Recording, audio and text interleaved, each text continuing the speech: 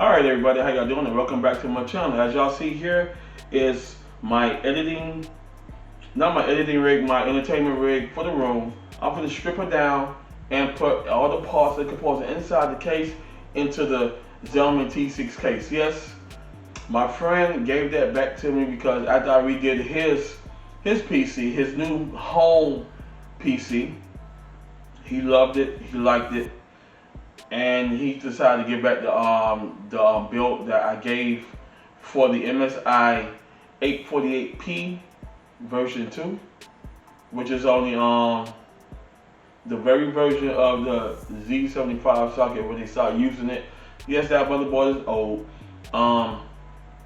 It only is up to 2 gigabytes of RAM. Only holds Windows XP and Windows Vista, Windows 7 with the BIOS update. The board is obsolete. It's on DDR, very fractional memory, so it's very slow. But back in when I put that system together for him in 2010, he loved it because back then we were just advancing into our PC parts. As the years went by, our PC components got better for use. What we do now in 2020, in the 2000 millennium, 2020 and beyond to 2023 and beyond, because now we got more hardware out for gamers and content creators to enjoy. Now, for my purpose, I love using old hardware. I know where I'm going at with it, and I have no issues using it. So, for this video here, I'm going to be giving her a refresh look in the Zalman T6 build case. I'll be redoing it over. I'm going to strip it down, and I'm going to go ahead and rebuild her in the Zalman T6. So, enough talking, let's do this.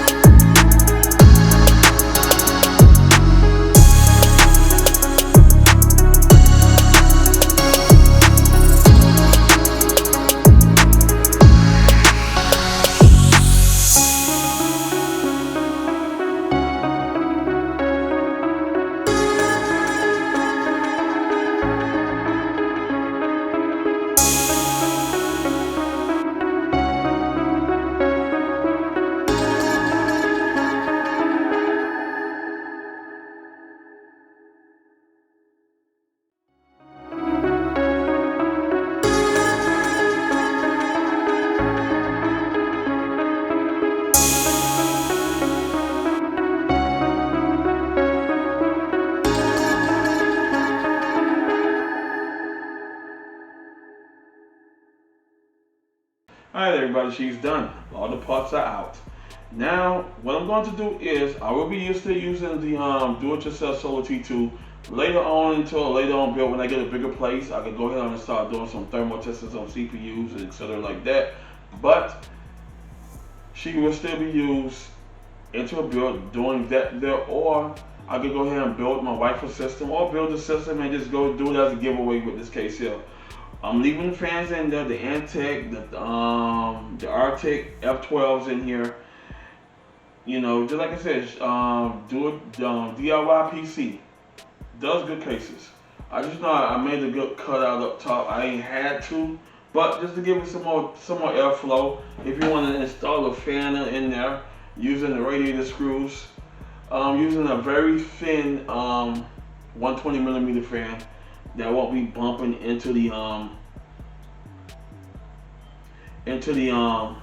motherboard and etc. That's why I took it out, because of that, because it was bumping into the motherboard. And just like different layouts with motherboards, you know, just like the circuitry for the is right here in the corner, and the CPU fan and the RAM is all up top with this motherboard here by MSI, which is the FM2 Plus motherboard. But other than that, she's good. So now what I'm going to do now is get ready for the rebuild video. In the rebuild video, I'll be using the Zalman T6. You know, give it a better case. You know, just like you can go ahead and compare it together. I'm gonna do that though. They naked, so I'm gonna compare it together, and you're gonna see the size differential, which is about the same size, but the front panel is a little smaller. So yeah, I'll be using that there. I already got her pretty much naked and everything. So go on with that there, and let's go ahead on and do the rebuild video. Now in the rebuild video, when I'm done doing everything, all the links of the parts I use will be in the description below. If you want to go ahead on and purchase this yourself, you can get the motherboard off AliExpress or eBay. Just be careful not to get caught into buying damaged hardware. I prefer to go ahead and use AliExpress or Newegg, which their sellers are overseas for used parts. If you don't mind waiting a good 2 to 3 weeks to a month for the hardware, that's good. We recommend you not to do it, but I have the patience. I'm not in a rush to do the build. So other than that, I'll be putting the power usage in the link in the description below. The PC power picker list to see the wattage and everything for it. You can get the hard drives I'm using, the Team Group GX2, the Seagate 500 gigabyte, as well as the Western Digital 500 gigabyte. Now I do use a lot of Western Digital hard drives, but I prefer to use Seagate, Team Group, and Silicon Power as those needs as well too. But other than that, if you still use DVD drive, ROM, this is a Blu-ray. So when I'm in the room watching my movies, I can go ahead and watch movies with this stuff. OC Sonic power supply. This is 80 plus rounds. Still holding on good. So I will be doing an alternative for home office clerical use, because a lot of people stop building systems to start working at home now due to the COVID-19 nonsense that's going on now. And yeah, and everybody went home. So home office, I'll be doing a content creator and a gamer's alternative PC power picker list. So y'all can just click on it. If that PC power picker price range, the list of the parts I picked up for you in that list, and the price is good for you, then go ahead and click on the buy links that's in the PC power picker list, and just go ahead and purchase your parts. I'm gonna try and keep everything in the $600 range, because yes, power supplies has gone up again, and this is one reason why we are getting kind of frustrated in buying new hardware, because it's not affordable now. Other than that, let's go ahead and get on with the rebuild, and let's do this. And before I end this video, thank y'all for watching, and let's get ready for the rebuild. Alright everybody, how y'all doing, and welcome back to my channel. We're going on with the rebuild. As you see here, I got the Zalman T6 case. She's pretty wide open, she's pretty naked, and